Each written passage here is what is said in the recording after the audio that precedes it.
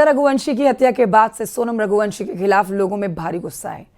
तो वहीं वाराणसी में सोनम का पिंडदान किया गया। महिला संगठनों ने सोनम का पिंडदान किया और कहा कि सोनम की वजह से महिलाओं की बदनामी होती है।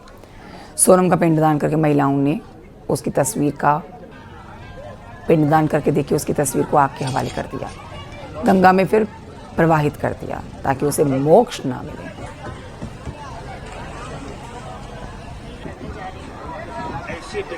जहाँ है यही बनारस में घूम लो, बाहर लेके नहीं जाएंगे। तो इससे क्या है, हर एक परिवार का जो एक संगठन होता है, एक परिवार होता है जिसका, उसके परिवार में ये हर परिवार में फूट डाल दी है, प्रेम को बदनाम कर दिया है, पति पत्नी को रिश्ते को खत्म कर दिया है। उसको समाज में बैठने उठने का बोलचाल का बहिष्कृत हो जाता है। ऐसे व्यक्ति अग्नि से बहिष्कृत हो जाता है। वो भोजन खुद पका के नहीं खाए, वो भिक्षा मांग के खाए, जीते जी जिसका पिंडदान होता है।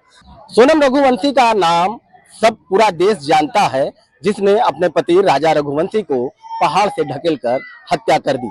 मामला पूरे देश में चर्चित हुआ। सोशल मीडिया से लेकर आज तक टीवी पर सोनम रघुवंशी को लोग कोसते हुए नजर आ रहे हैं। एक तस्वीर वाराणसी में भी नजर आ रही है, जहां पर सोनम रघुवंशी को सामाजिक तौर पर बहिष्कार करने के लिए उसका पिंडदान किया गया है। लेकिन यह पिंड पूजा थोड़े अलग तरीके से है। कहा जाता है कि किसी व्यक्ति का अगर पिंडदान किया जाए, मृत व्यक्ति का अगर पिंडदान किया जाए तो उसको मोक्ष की प्राप्ति होती है। लेकिन सोनम रघुवंशी जिंदा है और जिंदा रहने पे ही काशी के ब्राह्मणों और काशी की महिलाओं ने उसका पिंडदान कर दिया है।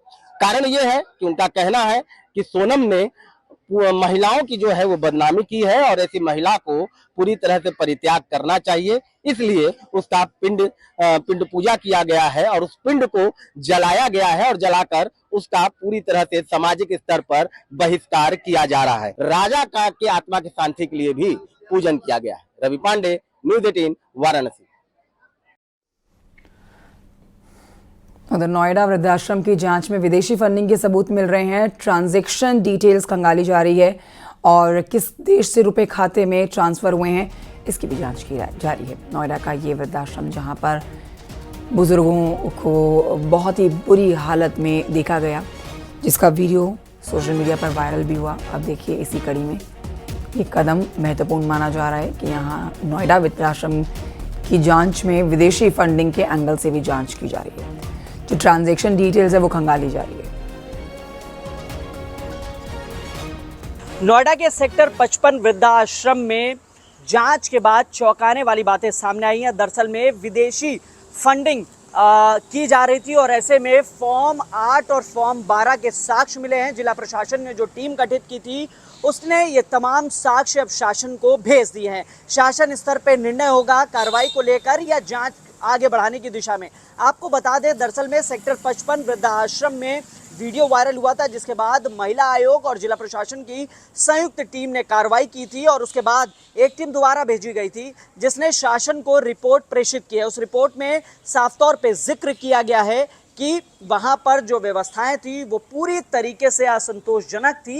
इसके साथ साथ विदेशी फंडिंग को लेकर भी तमाम साक्ष्य मिले हैं जो शासन को भेज दिए हैं। आने वाले वक्त में वृद्धाश्रम की मुश्किलें बढ़ सकती हैं। देखना होगा शासन स्तर पर क्या निर्णय होता है, लेकिन जिला प्रशासन के अधिकारियों ने स्पष्ट कर दिया है कि जो भी निर्देशन होगा उसी क्रम में आगे कार्रवाई की जाएगी। साथ ही अगर विदेशी फंडिंग एंगल पर जाँच होती है तो यह भी जानने की कोशिश की जाएगी कि आखिर वो अमाउंट किन देशों से आ रहा था और अब तक कितना अमाउंट आया है।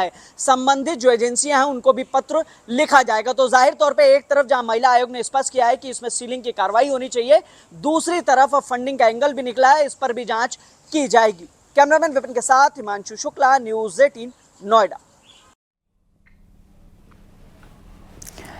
हापुड़ से खबर, जहां पर राजाजी ढाबे में कार से रौंदकर युवक की मौत के मामले में एक नया ट्विस्ट आ गया है।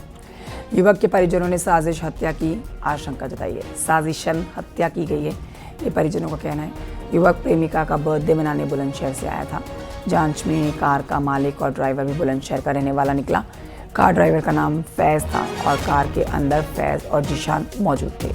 कार ढाबे की पार्किंग में कई घंटे से खड़ी थी। पुलिस अब हत्या और हादसे की गुत्थी सुलझाने में जुटी है।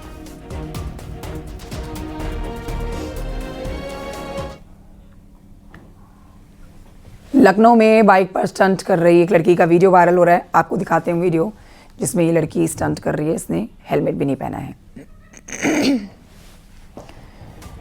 हाईवे के ऊपर बाइकिंग कर रही है लड़की और अलग अलग तरीके से स्टंट कर रही है, लेकिन यातायात के नियमों का पालन नहीं किया गया है। अब जांच होगी इस वीडियो के आधार पर।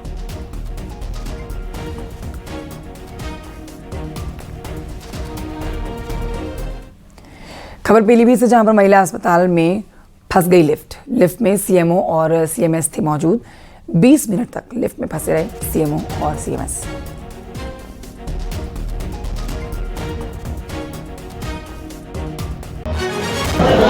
सभी लोग चढ़े, उसके बाद अचानक दो झटके लिए गाड़ी रुक गई इसकी। फिर हम लोगों ने फोन करा, अलाइन करा, तब जा करके ये तो ओवर ब्रेक हो गई होगी। कितनी देर फंसे रहे आप? कितनी देर नहीं भाई, 5 मिनट।